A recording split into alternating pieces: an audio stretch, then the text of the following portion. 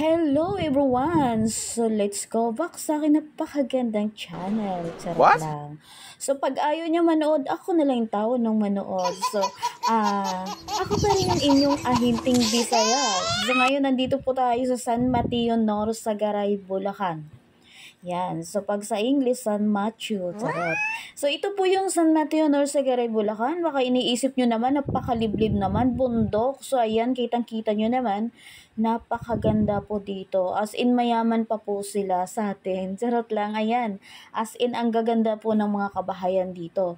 So, bali itong area na to, ito yung pinagmamalaki namin dito na kahit lumubog man kayo dyan sa inyong kinakatayuan, hindi po kami lolo. Yun lang. Kasi po ito po yung pinaka nabansagan po dito na little Baguio po dito sa North Sagaray, Bulacan. So ito yung napakataas po na area po dito. So as in talagang hindi po siya babahain. Kahit mauna na kayo dito mag-tripping, magtanong-tanong po kayo dito sa mga kapitbahay po namin. As in never po bahain po yung lugar na ito. So sa ngayon kaya po tayo nandito dahil mayroon po kaming binuksang project po dito na napakalapit lang po talaga sa National Road. Yan.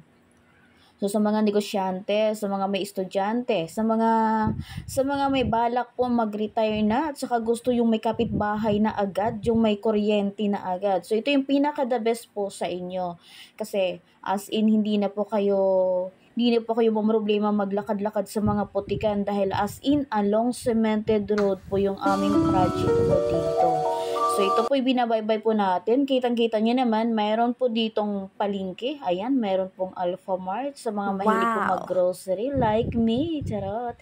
So ayan po, pag gusto niyo bumili ng mga ulam-ulam, so mga simulan dyan sa project po namin, mga 2 minutes drive lang po. Pwede na siya lakarin. 1 minuto nga lang sa mga medyo lumilipad na mag-drive. So, ayan What? po. Ito, mayroon na po dito mga hardware pag gusto niyo magtayo ng bahay. Mayroong butika po dito sa mga sakitin, di naman. So, bali ngayon, pupuntahan na po natin itong aming project para makita nyo na po yung ginawakal niya, hinting Bisaya dito. So, ito, yung project po namin binuksan is as in, tabing po siya ng school. Yan. So, ito yung elementary school. So, itong kinakaharapan, ito na sa harap ko na to, ito po yung available po na project na lote namin. Yan. So, ito yan. May mga katabi ka na agad na hardware. Ayan. So, ikutin muna natin para makita nyo yung kapaligiran. Ayan. As in, may kuryente na po siya.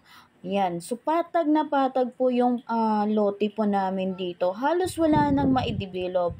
Once na nag-down payment na po kayo, pwede nyo na po Wow! gamitin. Pwede na kayo magtayo ng bahay. Hindi na po tayo maghihintayan po dito ng iba kung kailan pa po sila pumunta. Ilagay na po natin sila sa likod. Yung mga mabagal pumunta. Iyan. So, as in makita nyo, ito hindi po mainit yung property dahil marami pong mga puno. Once na natapatan na ng lote mo yung may mga puno dito, may mga prutas, automatic, syempre, sayo na yan, nabili mo na yan eh. Ikaw na yung gagamit niyan. Bakuran mo na agad, malagay ka na agad ng yung bahay po dito Wow! sa lote na to. So, ito po, yan, sementado po yung kalsada. So, hindi po problema po dito yung simula po dyan sa highway, kahit naka 4 wheels, kahit naka sedan po kayo, hindi po problema. Kasi wala po tayong madadaanan na mga binabaha or mga lubak-lubak. Kumbaga, napakaganda po ng kalsada dito. So, itong harap na ito, ayan. So, available po yan. Napakalaki po ng frontage na yan. So, maglalagay din po kami dito ng 6 meters wide na kalsada. Yan. So, napakaganda po dito. Meron din part na pag gusto mo ng may mga tanim na at saka yung medyo mababa doon. Pag gusto mo ng mag-farm, gusto mo mag-alaga ng mga hayop, may part po dito na sa may bandang baba na pwedeng-pwede po kayong maglagay ng mga manok nyo. So, yan, ito po, itong part na to, yan, itong sa may unahan, bakante po yan. So, meron pong cut na 200 square meter, 250 square meter. So, bali yung lote po dito ay nagkakahalaga lamang ng 3,500 per square meter. So, 3 taon mo pa siya babayaran.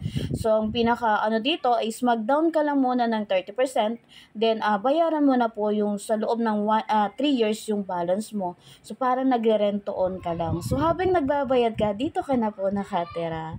So, sa mga gusto po mag-avail, mag-comment lang po kayo dyan sa baba. Pwede din po kayo mag-connect sa aking Facebook account. Pwede din po kayo tumawag sa aking ng mga numero. Yan, isa lang pala.